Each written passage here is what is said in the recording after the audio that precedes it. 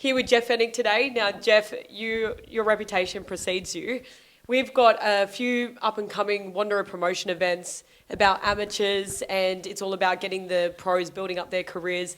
As an amateur boxer back in your day, how many fights did you have? Did you want to tell us about your experience there? Yeah, I had 28 amateur fights. I went to the Olympics. I went to the World Cup after my 12th or 13th fight, and I came third in the world, which was a huge achievement, which made me become one of the favourite Aussie amateurs, which gave me the opportunity to represent Australia at the Olympics in '84. I went there, I became team captain, only because I was very, very outspoken. I stuck up for my teammates. And I had my first fight, I won. My second fight, I won. My third fight, I won. And then it was overturned by the international jury. It was the first time in Olympic boxing history that there was a jury as well as the judges. Why? Because obviously it's a free trip for those guys who have done nothing in the sport. But there was no protest, there was no appeal at the time. I was very disappointed, to be honest. And I'll tell you about myself because there's a true story. People go to the Olympics and the first thing you want to do is march because it's such a huge thing. You're going to march in front of the world and your family are going to see you. And then the next great thing is if you win a medal or whatever, that is great. But then the thing after that is the Olympic party. The after party is the party of all parties. Yeah. And I went to the Olympics.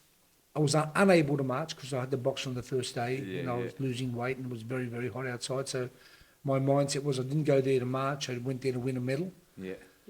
So I cancelled the march. I fought, I won a medal and then it was taken off me. So the next morning I jumped on a plane to go home. So I missed the party as well. And I think it's just a lesson that to people that, partying's good, marching's great. But I went there for one reason, that was to win a medal. I know back then, even then, I was a total professional. I was an amateur fighter. All I wanted to do was bring back a medal for my country. And when that was taken away from me, I jumped on a plane and came home. For sure. With that, Jeff, because obviously you got your hand raised. Did you? And then after the fight, they overturned the decision? Or No.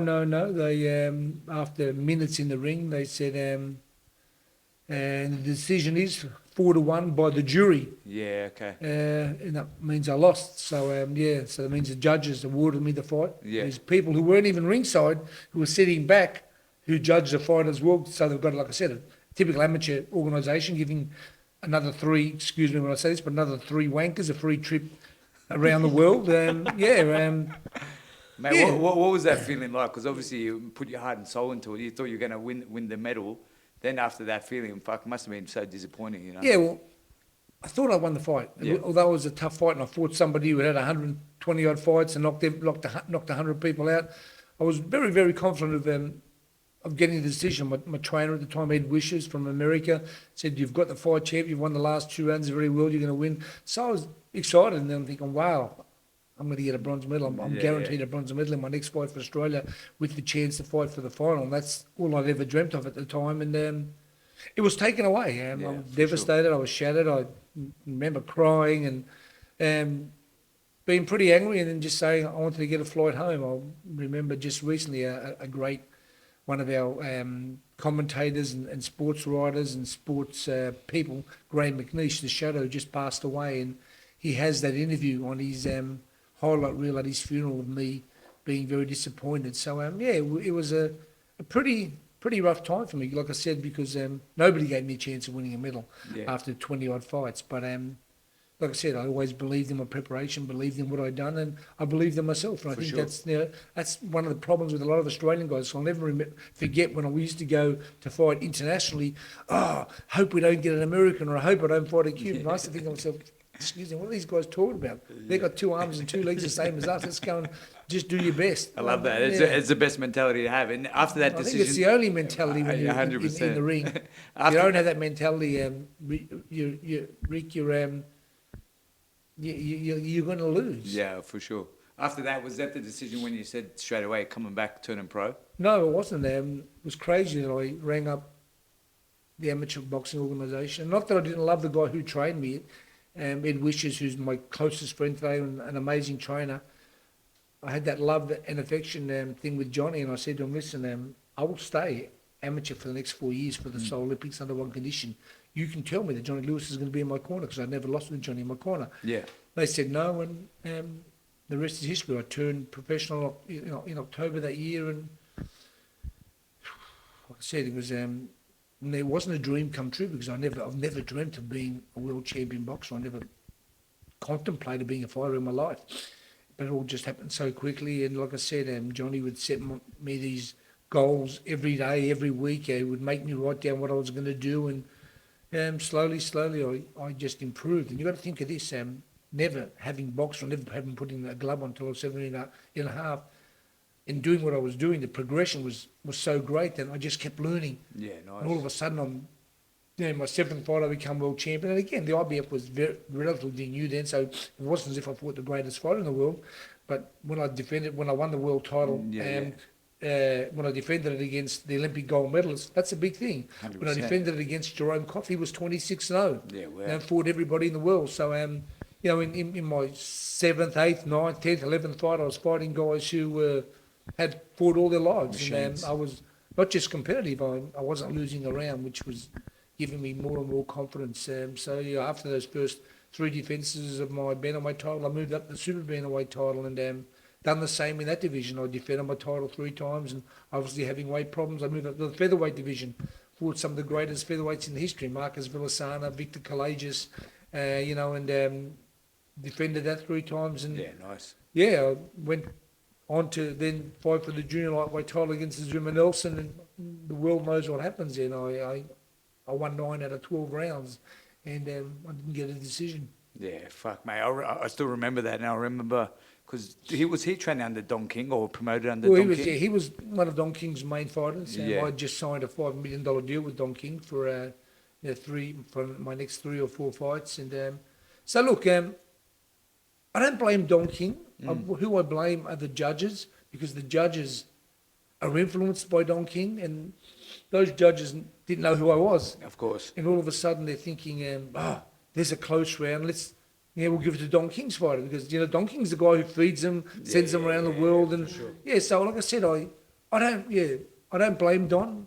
I blame his influence, and I blame the people who are judging for being weak individuals, terrible people. I mean, people who ruin people's careers and lives that have never been in there, never stepped in the ring and been punched in the face is one of the reasons why that the sport of boxing very many times irritates me. Oh, for sure.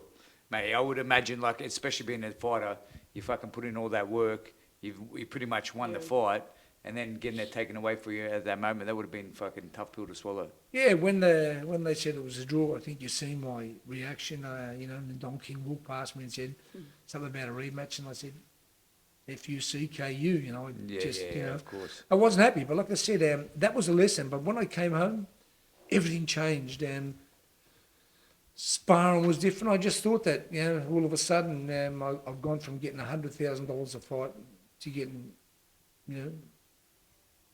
million, Big money. Yeah. over $1 million, and That's big money back then, especially. Yeah. 100%. I could buy the street. I remember not long ago walking to a restaurant where there were all these older Italians, and they're saying to me, my friend robbed you. I said, what do you mean he robbed me? Who robbed me? I said, I'm the robber here, and who robbed me? And they said, when you brought your house, it was 300,000, and we put 320 because we knew you were coming. I said, well, mate, it's only worth 8 or 9 million now, so don't It's a worry good about it. investment, don't worry about it. Thank you for taking the extra 20. We're both winners here. Yeah. So, like I said, again, that draw, I don't know, it changed me. I never ever felt the same after it. In the rematch, again, of course I thought, I just bashed this guy for 12 rounds, it'll be 13, 14, 15, and I thought I'd knocked him out. Again. But look, to Zuma Nelson's credit, it says what a champion human and what a champion fighter he is.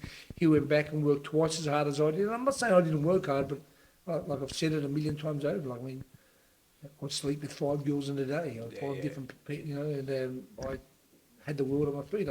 Doing TV commercials, getting money for this, getting money for that, and I lost that killer, I lost that hunger, and that guy that went down that path, that was the hungriest kid in the world, was no longer hungry. Of course I still want to win, I still think I had the ability, but I wasn't hungry, and I honestly believe in a sport where it's one-on-one, if you're not the hungriest guy out there, and you don't want to eat your opponent and kill him, you're going to come second. And I came second in that fight. But like I said, it was the greatest second I ever came. There was only 2 people in the race. I came second, but I learned so much about myself, about my friends, and about what life was about. I learned more from losing than I ever did from winning. Yeah, How did you build back that hunger, like to get back in the ring again and actually want to do it all again? You know, I always wanted to do it. I always thought I could find it again, but no, it was gone. Yep. When it's gone, it's gone. And over the years of sparring a lot of big guys, and I can't blame anybody except myself, because you always wanted to show everybody that I was the macho. I could spar light heavyweights, and I'm not one little bit embarrassed to say that I never had a problem sparring Jeff Hardy, who was the light heavyweight champion of the world in my life. Yep. And I mean, I'm not putting Jeff down because I think he's one of the greatest champions ever, but I had no problem. My sparring partner was another guy named Alan McNamara, who was a light heavyweight, and I'll never forget. He told me a story once. He said that his wife hated me. I said, why? He said, because every time we travel and we train together, when it comes night time, I'm supposed to be going to bed and cuddling my wife. He said, all I want to do is have a hot bath and go to bed, because I couldn't do anything else. I wasn't capable of doing anything. So she didn't like me too much. They got divorced because of it. Yeah, who knows? Broke up a lot of relationships. Yeah. That's hilarious. But you know what? The boxing now is so different. What's your take on how it is all shaping up these days? You know, honestly, I want to say this because I think the world's different Yes. because of social media. I had a little girl who one of my best friends knew recently, who was 12 years old and committed suicide. I kind of think back and I look at me and shit, I was in a gang, and I was around a lot of tough kids, and we were around a lot of kids that, you know, we bashed up and that were a little bit weaker. But I never, ever, ever in my life heard about anybody saying they want to kill themselves. Yeah. So, I mean, we've got to work out how to make the world a better place, or else this is going to continue to happen. And one of the things that I say is that to all the mums and dads out there, the most important thing is to make sure your kids are around good people and people that are going to help each other and look after each other. And I think that all schools should have a class where they learn self-defence and somebody goes and talks to them. I know Nader Hamden, who's the loveliest guy you'll ever meet, who travels and goes to boys' homes and goes to schools and lectures these kids. But like I said, I'm this kind of guy, out of sight, out of mind. These guys have got to be reminded about it every week, every day now. Every day there should be, like I said, a lesson about being able to look after yourself, not listening to the bullies. And I think the world will be a better place for it. I mean, forget sending no politician, send somebody, send a Jeff Fennech or send a Ricky Colosimo that's been punched in the face and know what it's like to talk to these kids. I don't want no money to do it. I do it every day of my life for nothing. If I thought I was going to save a life or help a life or help a family. I mean, I'm here. I'm the person I am because of all the families of Australia and around the world who paid to watch me fight. So I owe it to them, and I'd love to be the one that would go out there and initiate this amazing thing that I think would be great for the world today. Yeah, amazing, Jeff. I think a big thing, even with the promotions, what I'm trying to do as well, is show the transformative power that boxing has on young men and women's lives. And I really think that that hasn't been shined light on it previously. And I think that we really need to focus, and guys like you shining a light, showing what that actually does for young men and women. Because you look at your life and how much it's helped you. Yeah, look at today. No disrespect to the laws, but now if you've been in trouble, if you can't go to a youth club. Yeah. I mean, I went to a youth club. I'd been locked up as a teenager. 100%. If I never went to the youth club, who knows? Who knows where I'd be in jail? Who knows if I would have hurt people or killed people or what I would have done? Listen, I'm gonna, you know something. That's why I love Donald Trump. There's a photo of him on my wall, but that's why I love Donald Trump. Donald Trump, as a man growing up, he paid people to build apartments. He had to pay them off. He had to pay them off, and he knows how it operates. That doesn't mean he's a bad person. That means that's how he survived. That's how he had to live. But that should be the president, somebody who's been there. Not Joe Biden, who can't even put 4 words together, and no disrespect to anybody else. But I'm saying, when you've been in and you've done it, you know how to represent it. And like I said, I mean, think of when Donald Trump was the president. There wasn't a war. Yeah, there's no drama. No one to fuck around with him. But not just that, but he would tell them with 4-letter words as well as power and strength that, do that and this is going to happen. And I don't know, and people think, that's not what we need. Yeah, that is what we need. In this day and age, that is what we need. And we need parents that go and tell people, listen, if you're going to bully my child, I'll bring somebody back and bully you and see how you feel. Like, So true. Yeah, see how you feel, see how your children feel. And listen, it's the parents' fault. For sure. It's the parents' fault. I mean, listen, sometimes the parents don't know. Then go and find out. If somebody comes and tells you, yeah, reprimand your kid, and you tell them, you do that again, you're not going to be leaving that house for the next year. Then you'll see if you'll do it again. 100%. Yeah, listen, I remember, just again, I'm talking a lot, but I remember, mate, if I'd done something wrong, my dad would just whistle, we'd be home, and if we'd done it, mate, he got the belt out and whipped us. Mate, that's what we're missing today. Yeah, that's of what the course. world's missing. Discipline. Those mothers and fathers who are able to give you a clip over the ear or pull a branch off the tree and smack you on the arse with it, My dad had a bamboo tree at home, and whenever any of the boys used to muck up, he used to walk down slowly, just cut off the bamboo sticks, and you just knew you were going to cop it. Oh, it's the worst. But look, and I don't say this, Ricky, I'm honoured, I feel blessed to be here with you today. I know how hard you're working and doing stuff, but you know why you're that person? Because of what your dad done to you. Yeah. These kids that are never allowed to be smacked or never allowed to be spoken to in a manner that lets them know that they're doing something wrong, they'll continue to do things wrong. 100%. Well, that's my opinion. And if you don't believe it, mums and dads, go and have a look what's happening out there. Go and have a look why kids are committing suicide. Yeah, for sure. It's true. They need to know. I remember installing a lock on my door because every time I did something wrong, Dad would chase me around with the belt. And I'm like, I'm so sorry. And I'm half Italian, so my dad's like, full on. My mum's Old school. The chill one. And you don't realise, but then when my brother got into boxing, you just notice the change as well, because he goes, you're going to take care of your sisters when you get older, because that's the way the world's going. It's going to get worse, and you don't understand how bad it's going to get. For sure. It's so important that kids get into schools and they get into youth programs. And hear what you just said about these youth programs. They don't need a priest or a guy who's never been in trouble to go and talk to the youth, but you need somebody who's been there, like some of those guys you see on Facebook today, like the Spaniard and those guys. They've been there and done it. They've changed their lives around for the better, and wow, they're the kind of guys we need to go and speak to these kids, let them know, listen, I had everything doing the wrong thing, but now I've got even more now because I'm happy and I've got a family, and that's what life's about. Yeah, definitely. And it's so sad to see kids, what they're doing, and they resort to social media. They're not going outside and playing with their friends and stuff because everyone's scared in a way as well. And it's nice to see that when we have kids come into the gym and they do amateur boxing, they get so excited, like they open up as a person. And I think it's so important that we're pushing that. Yeah, I'm going to say something to all the mums and dads, and take it the way you want. You know how great it is today when you can just go to a restaurant and you can give your son or your daughter a phone and let them shut up for an hour and a half just when they're playing games? Wouldn't you rather be a mum and dad who interacted with them, talked to them, let them be involved with you as well, rather than thinking I'm getting rid of my son or daughter for like 2 hours, I'm just going to give them a phone, thinking, we don't need to speak to them. No. Let them learn what's happening on that table. Let them be part of what's happening on that table. I don't mean the bad stuff, but let them feel part of the family instead of let them feel, cut off talking to a telephone or watching the stupid phone showing these stupid games that they play. It's so true. I mean, look, Jeff, talking about your youth and how you moved into boxing, for people who don't know, how did you actually get into the sport?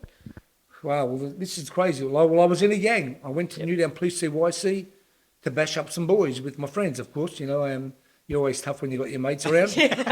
So went up there. We're looking for this certain couple of people, and we searched the youth club. The last room, and I'll never forget it, the last room we went to said boxing, and there was a little glass thing on the door so you could see in the room. When I looked in the room, I seen a young boxer who was a very good friend of mine named Mark Cribb, who also played football for DLR Marrieville with me. And I thought, shit, there's nothing else to do. I'm going to go and sit down and watch him, because I'd seen him in the papers at school, the local paper, the Glebe and the Telegraph. I seen him in the papers. So I want to go and watch. So I'm sitting down watching him spar and box, and I heard the trainer say, "Oh, listen, it would be great. We're fighting in a week or so. It'd be great if you had some more boxing." So I heard, I think, shit, I could kill this kid, Shit, I'm not scared.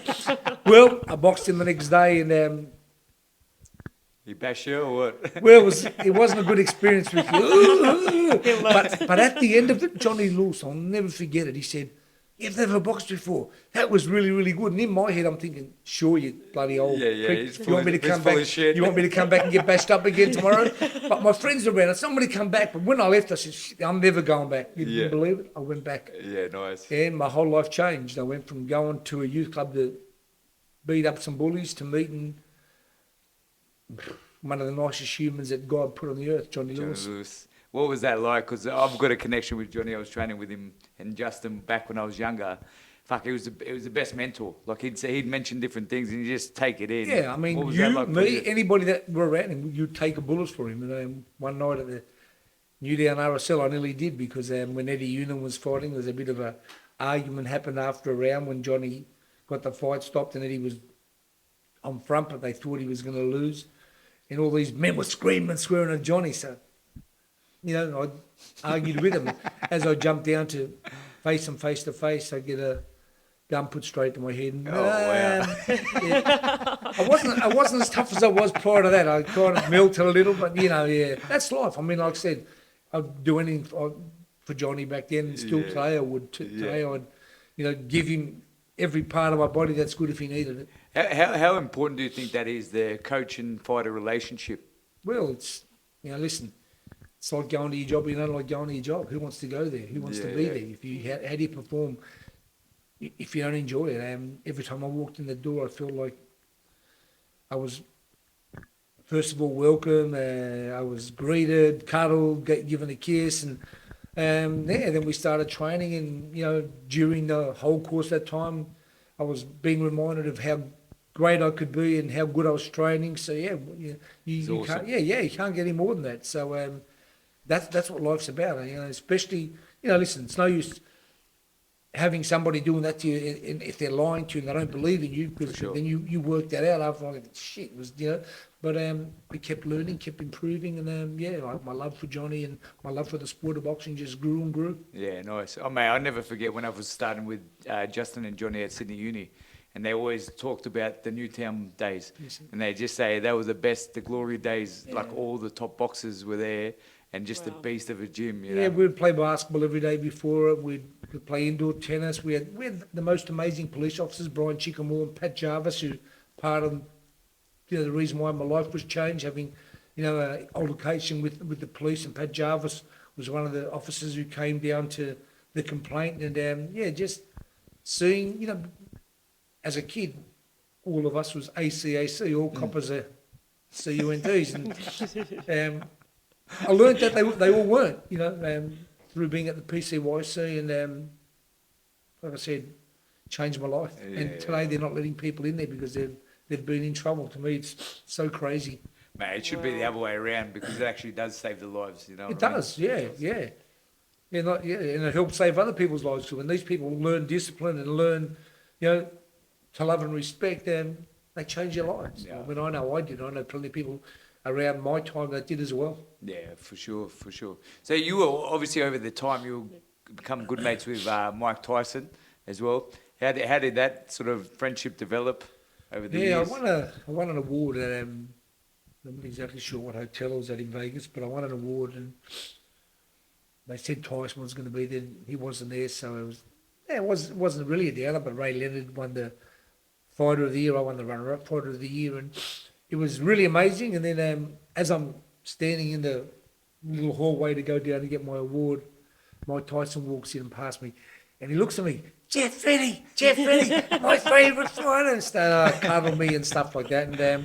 And the rest is history. Yeah, it made me freak out. That's so cute. I love it. Yeah, so I travelled over and met him a few times in Vegas, and I'll never forget, whenever you want to meet Mike Tyson, you just go to the Versace store on Saturday or Sunday, and if there was a crowd there, he was there. He was in there because they'd close the store, let him just shop on his own, he'd buy one of everything, and every time he'd see me looking through, he'd let him in, he'd let me in, and I'm going to go back to his house, and we became very, very close, and as people know, then I became his trainer, and I travelled the world with him, and it was one of the most exciting things I've ever accomplished, because you remember when you see the Beatles or one of those big movie stars go outside and all the people, it was the same for Mike. He was a huge name, and I got to become very close to he and his family, and been around for a lot of years. We're still very, very close friends today, which I'm very, very proud to say, and for me, it was one of the most amazing periods of my life. For sure. Wow. Like I would picture someone like that stardom.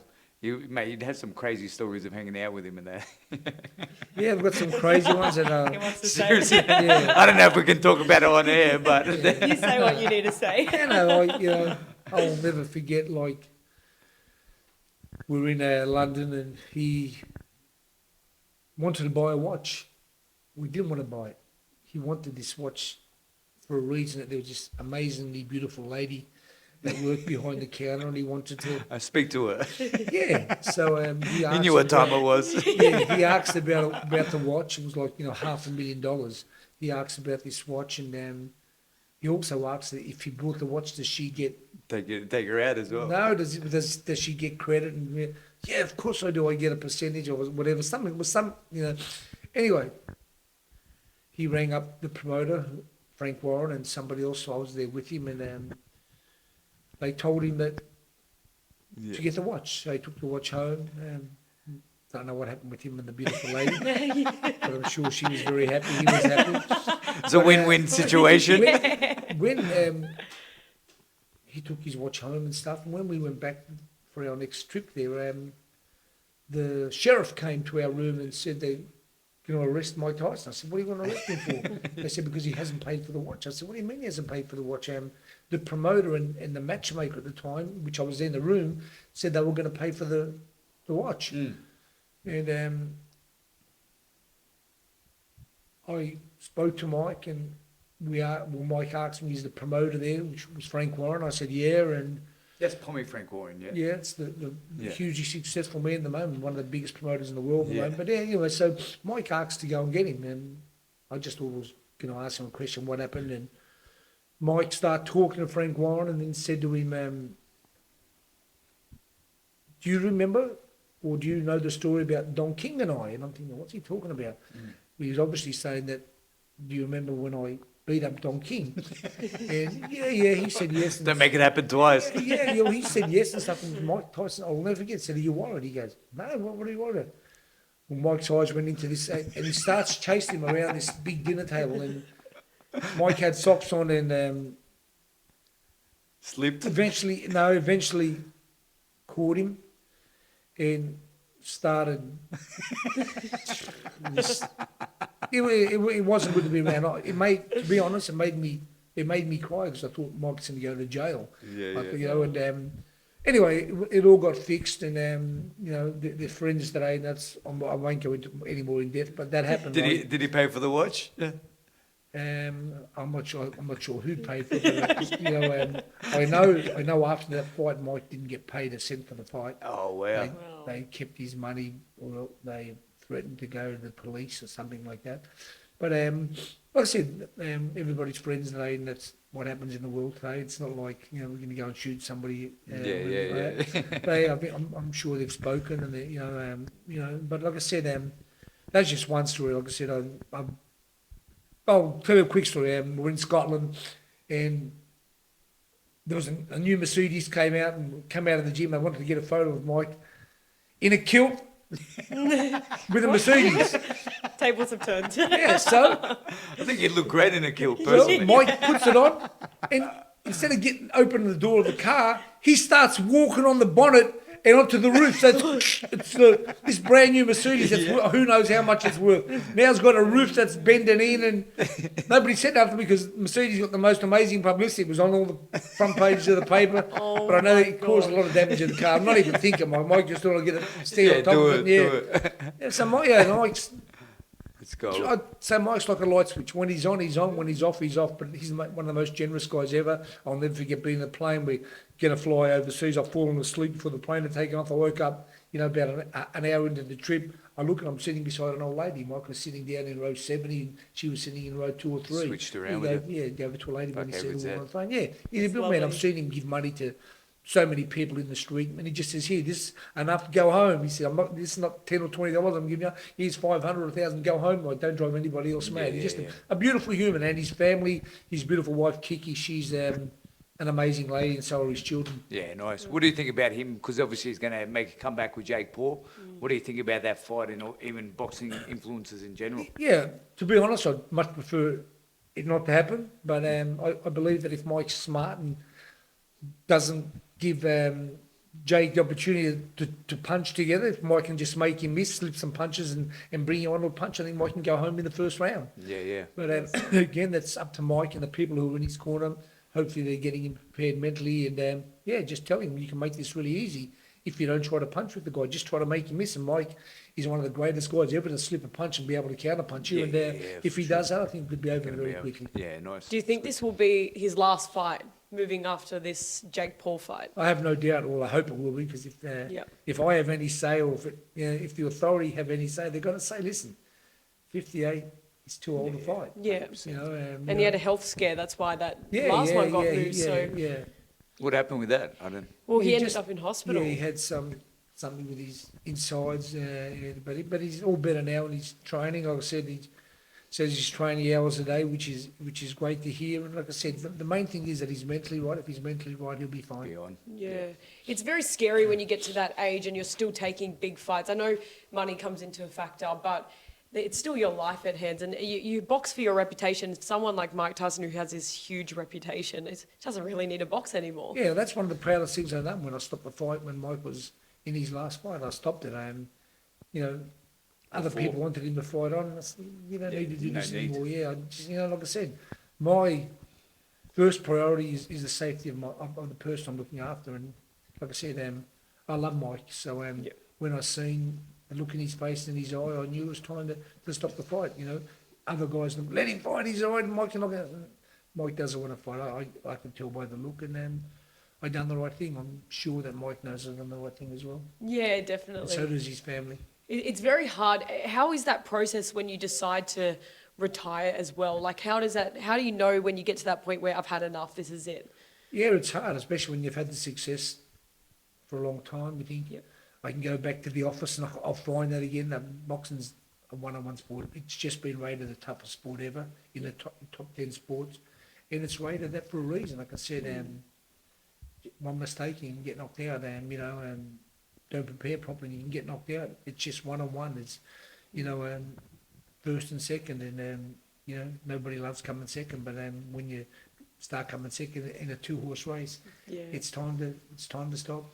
Well, how do you find it now that you're on the other side, coaching and mentoring guys, and that you've done it for quite a few years now? How do you find that? Do you still get the satisfaction, or not as much? Well, no, I got more satisfaction out of working with the boys and watching them be victorious. Like when Danny Green beat Eric Luca in Canada, it was one of the most amazing periods of my life. When Victor Chini won the world title, when Skinny Hussein won the Commonwealth title, when just being in the corner of those boys, knowing how much hard work they put in, Ricky is the icing on the cake for me. Win or loss, because I know that between us we've worked really hard and we've prepared properly for the fight. But like I said, to be honest, I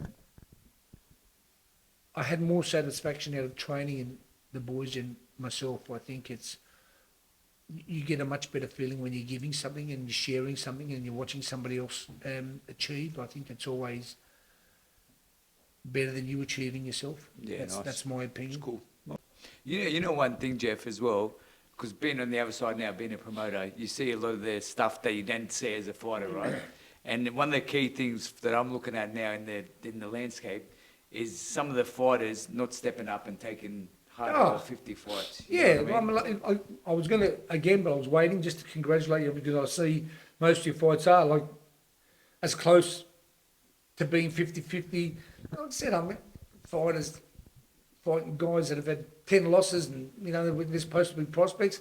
How do you learn? How do you get better from not trying to get better? So I mean, like I said, I don't care what anybody says about me. I know what I've done, and I know how I stepped up, and I stepped up at the right times, and fought a guy named Daniel Zaragoza in my 13th or 14th fight, who had 60-something fights, and two-time world champion in the Hall of Fame. Yeah, so I mean, it's sad today that these fighters don't have the confidence in themselves, Ricky. 100%. I think, and I think that social media does that as well. For sure. I honestly do, but I'm saying, listen, like I said, 2 arms, 2 legs, got 2 eyes, and man, go out there and just believe in yourself. And listen, if you don't win and you've done your best, man, I'll always pat you on the back. I'll always congratulate you. There's been some great fights that people have lost in, but man, they get more kudos and more 100%. recognition for losing, for the way they lost, rather than beating somebody that's never had a fight before. Mate, I just said this to some of the boys, that Harris and Gennaro in the last fight. There was a hard fight for both of them. Harris lost, but I'm like, you got a lot more respect, even though you lost, than you would have if you fucking fought a bum. I still Yeah. have people messaging me about this fight up until today. Yeah. Like, who was that fight again? Who was that fight? Because they left such a memory about it. So I tell you, life's about memories, and if these guys can leave them and have hard fights, listen. And when it's a close, hard fight, you go back. You don't watch videos of old-time champions. You watch videos of yourself, and you say, "Wow, that's what happened to me. I could have done that, or I should have done this. I could have rolled here. I could have done that." That's how you learn. You learn from yourself. I used to watch my fights 100 times over after every fight. I used to fall asleep watching my own fights, not because I loved it. I just wanted to see what I did wrong and what I could have done better. And you know.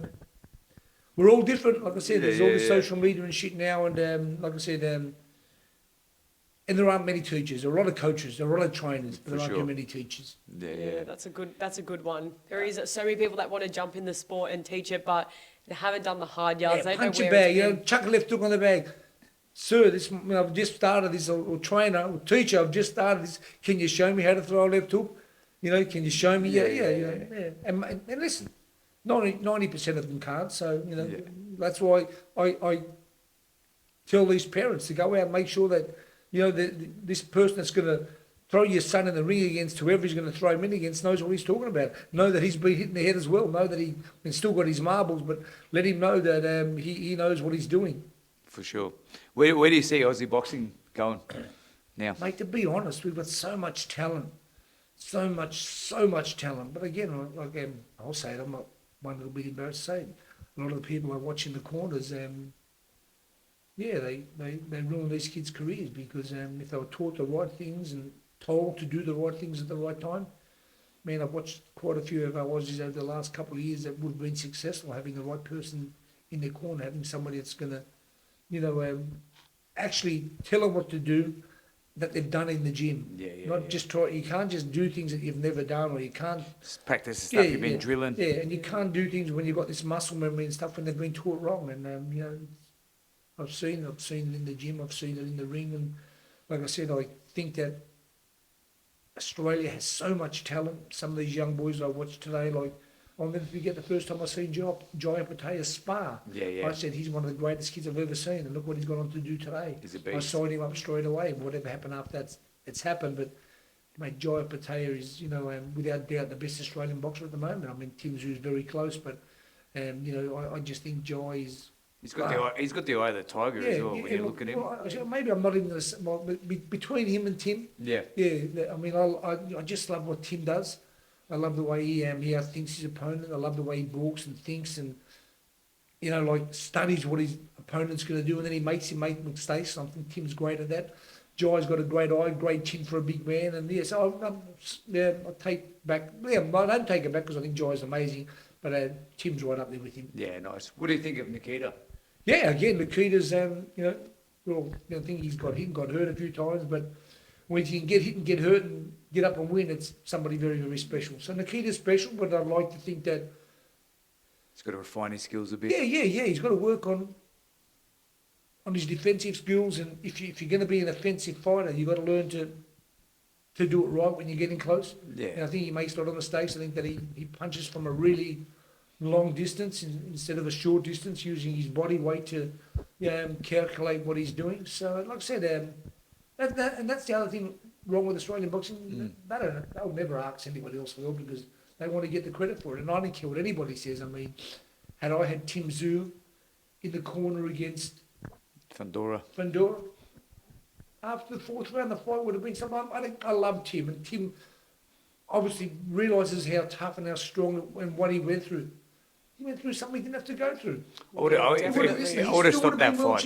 What do you mean? It's just wait one round, and he was winning the first few rounds. Yeah. You wait one round, and you then ask the doctor that you can't control the blood, and the fight stopped. I mean, here are these guys I'm watching putting 3 cotton buds in his head when you're supposed to put pressure on it and stop it from bleeding. Yeah, you get the adrenaline so, in that. I mean, but I'm just saying, and no disrespect to them, but it's quite obvious they didn't know what they were doing. And if you don't know what you're doing, you can't be in the corner of such a great fighter. But like I said, Tim, what he went through in that fight was, amazing to watch. But as a mum and dad, or as a do you want to watch out for your son? Yeah. I mean, you want somebody that's going to look after your son. You don't want somebody that doesn't know what they're doing. Yeah, 100%. And I'm not just saying that was quite obvious that the corner didn't know what they were doing because after you know, the fourth round, it goes to the scorecards, and Tim certainly won the first two, and then it was getting close, but all they had to say was, Tim, give me a big fourth round, and all of a sudden, for this fight, Tim gets 20 million rather than who knows what he's going to get, because he's still world champion.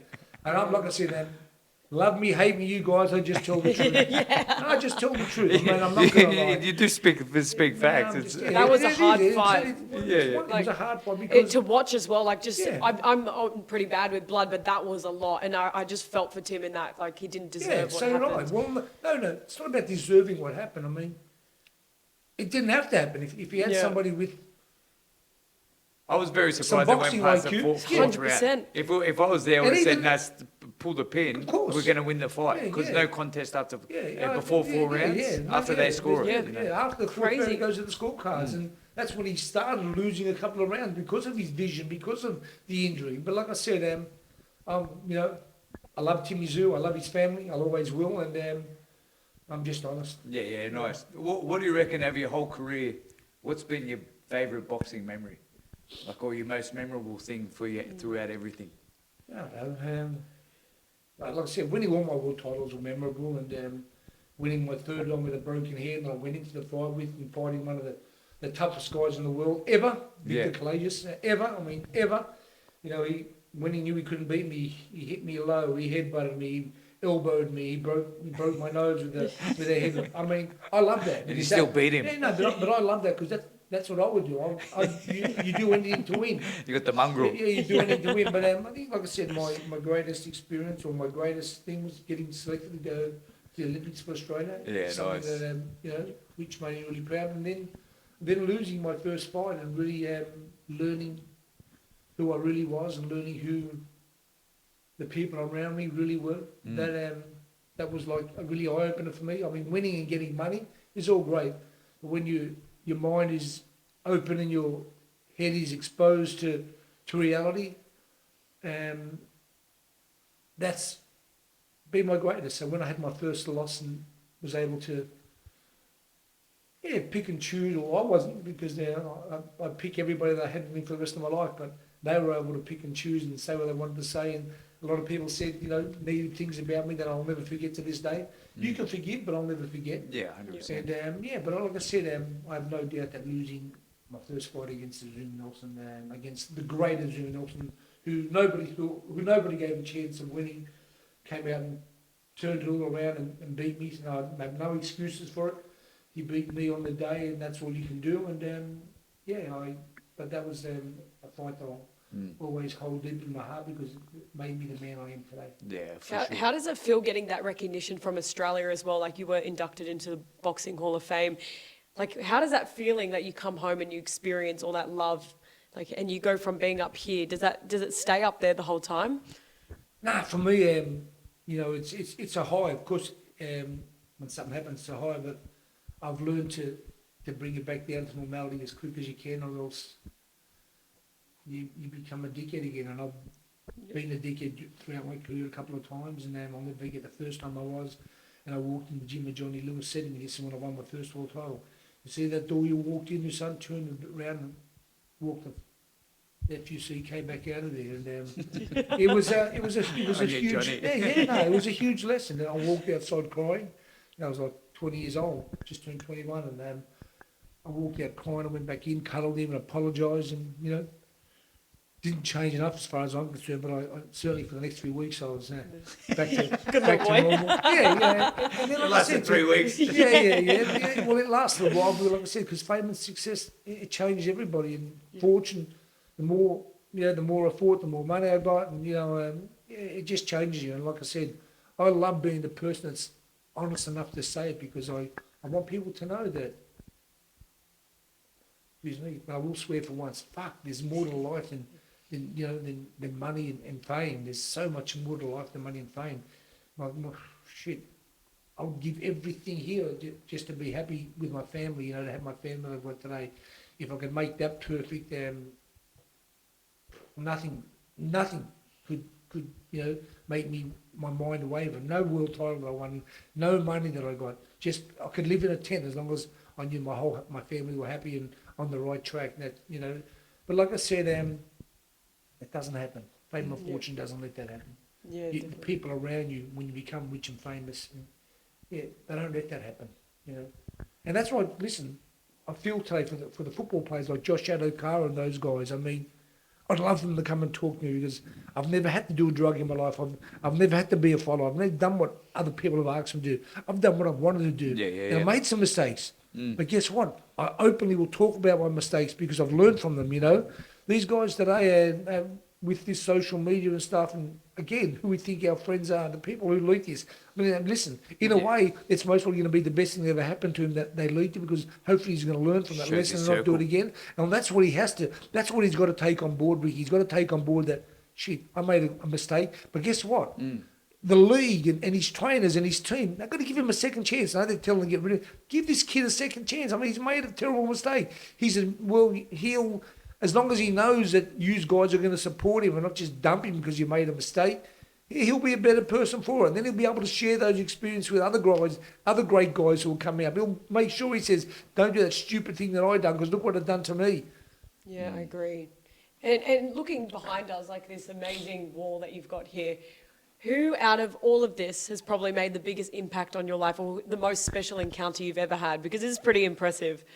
Without doubt, and turn very quickly. Just Yeah. point to my wife without any, without that's any beautiful. doubt. My, Mate, you knew exactly where she Yeah. was. you know, I love it. you know, I say this to people. When I was younger, I had this saying that, how can somebody say that their wife or their girlfriend's their best friend?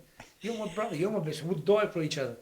But I've learned one thing, that those guys I thought would die for me won't even go close to dying for me. When my wife will stick up for me, die for me, you know, be through the good, bad, and the ugly, and, you know, protect me while I was dying. So, you know, I apologise to all the people in my day where I said that, you know, that alpha male thing, without doubt, my wife is my best friend in the world, and yeah, I wouldn't change You any. can't put a price on that. That's beautiful. I don't need Become my brownie points, favourite like now, I Jeff. said, So much Yeah. respect now. All the fighters, they don't realise it's always the girls that stick around. And listen, and you know what else? This is what people don't realise. I mean, I only wish I knew it early. When you have you're doing anything. You want to be successful.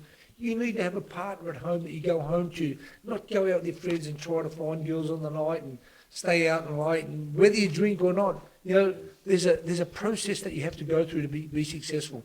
And the process, which is more important than training, is those other 22 hours or 21 hours a day you don't train. You're sleeping, you're eating, being around good people. That's what makes champions. Yeah. Training doesn't make champions. You know, ability doesn't make champions. Discipline makes champions. You know, so, you know, It's a lonely sport. People don't realise how lonely boxing is, and you're by yourself a lot of the time. It's nice to have your Well, partner and be unit. yeah. And like I said, what better thing than to go home and have somebody that you love and you know that loves you. You know what that equates to? It means you're going to be able to wake up at the right time because you got home at the right time. You're eating the right food. You're sharing love. And I mean, that's what makes champions. People who are settled down and in a great relationship, that makes champions. Like I said, I can name 100 football players that were still great and successful, but I know that they'll all say the same thing that I'll say now. If they had the opportunity to be with their partners 10 years earlier, yeah, listen, I'll tell you why. I'll tell you everybody why. Because there's one thing. I used to say with Mike Tyson, when we're 40, wow, what are we going to do because we thought we were old? I'm 60 today and I've nearly died twice in the last 4 years. Been one day away from death on both of my occasions. Wow. Listen, and today I'm still enjoying my life like nothing. So don't worry about enjoying your life when you're 20 or 30. There's plenty of time after you've pushed yourself or succeeded in your career that you're going to choose, whether it's being an academic, being a doctor, or being a fighter. Work hard, get your money, get your respect, and then go and enjoy life. I've got plenty of time. I'm 60. I still think I'm 18, and I can still do what I done when I was 20 today. Wow. Beautiful. Love You've that. lived an awesome life. Like, it's I've had an insane. awesome life. Thanks for making me feel like I've done nothing. Like, that is the No, coolest what thing. you're doing today, you're spreading a message. You're a messenger today. Just today, you're a messenger, and hopefully between the three of us, we're sending some amazingly positive vibes. Like I said, I'm no angel. I've done some stupid things in my life, But yeah, I mean, and if I wasn't Jeff Fennech, they wouldn't have even been brought up. But because I am, that's the good and the bad and the ugly side about being a celebrity, being somebody famous. But like I said, I wouldn't change anything. And the reason why I wouldn't change anything, because I can't. 100%. Well, Jeff, we're very much, we've got the next Wanderer show on November 24th. We'd love to have you down there as a special guest. And obviously, you've been there and done it all.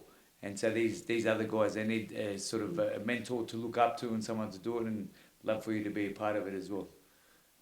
If I'm here on the 24th week, I'll be there for sure. I just want to just say to you guys, thank you for giving me this opportunity to share some experience with you guys. And hopefully, the people who do watch this will learn something. Like I said, I'm no bigger or better than anybody else out there. I'm exactly the same. I've worked really hard in my life. I've had success. So if I'm going to give any message to anybody, is to work hard and you'll succeed or you'll have success if you work hard. So just work hard. Thank you Yeah, so beautiful. much, Jeff. Thank Thanks, you mate. for your time. Thank you. Thank you very much. Thank you. Thanks.